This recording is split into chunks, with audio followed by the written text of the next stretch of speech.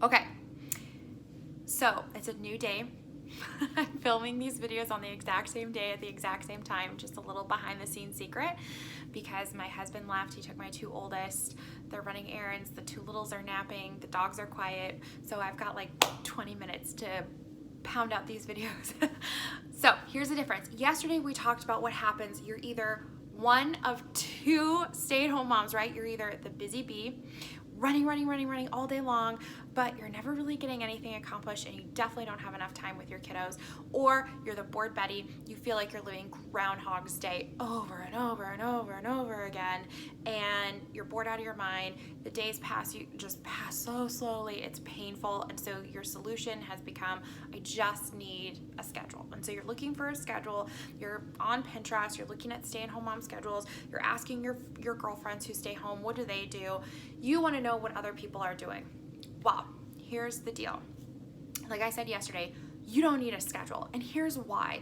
Because a schedule chains you to doing the exact same thing at the exact same time every day or every week, and it does not take into account the minute little details and the little things that come up and the little seasons and phases that you go through as a stay-at-home mom with little kids in the house, because they are constantly changing, and there's no way that you could stay on top of writing a brand new schedule every week or every month or whenever your baby goes through a new phase. There's just no way. You would drive yourself crazy. So what you need instead is a routine.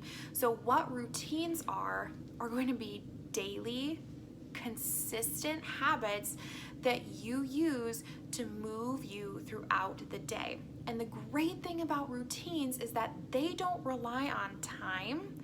They don't rely on you have to be up by a certain time every single morning. They don't rely on the weather. The weather is good or the weather is bad. They don't rely on seasons. Think about how much your schedule changes if you have a school-aged child when they're home for the summer or for winter break versus when they're in school. Think about how much that changes. It's night and day. Or how your schedules or your days change when it's summer versus winter and it's light out longer and the weather's really nice and you're outside all day long versus when the weather is really crummy and you're inside a lot and it gets dark early.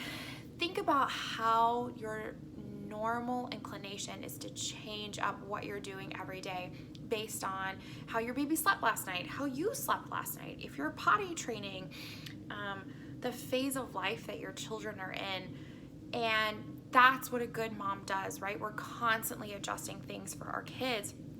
And that's the freedom that a routine can give you. A routine will help you develop these daily habits that you can keep going no matter what. It doesn't matter if you're on vacation. It doesn't matter what the season is, what the weather is like, how old your child is.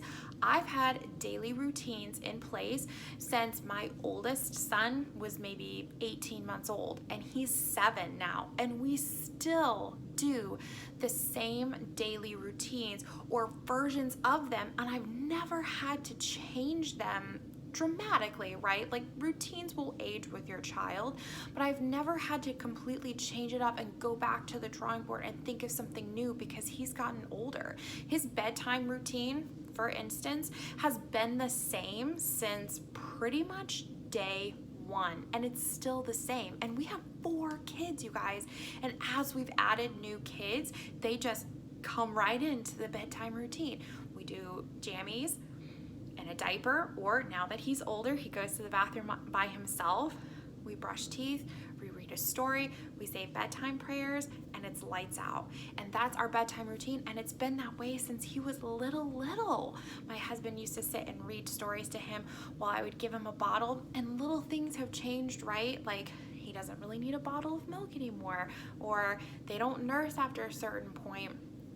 So sure, we've changed and tweaked the routine as we go, but by and large, his bedtime routine has stayed the same, and it makes bedtime so much more manageable, and it's made it so much easier as we've added other children to our family because we have an established routine. We have an established morning routine. I have an established routine around lunch and nap, and this is what carries me through the day. It's not a schedule where I'm locked in and scheduled minute by minute by minute, every single day. That's not how I thrive, because guess what? The second you get off of it, how do you get back on the schedule? Or the second thing something changes, like, I don't know, if there's a global pandemic and your school-age child suddenly comes home for months at a time, unannounced and unplanned. How many of you raise your hand if your schedules went completely haywire back in March when that happened? Yeah, that's what happens when you have a schedule. This is why you need routine. So this is the difference between a schedule and a routine. It's a difference of being chained to an arbitrary piece of paper that doesn't take into account what's really happening in your life, versus creating sustainable, long-lasting routines that are going to work for your family for years to come, okay? So tomorrow we're gonna talk about what are some routines, we're gonna give more specific examples, and how do we get those started.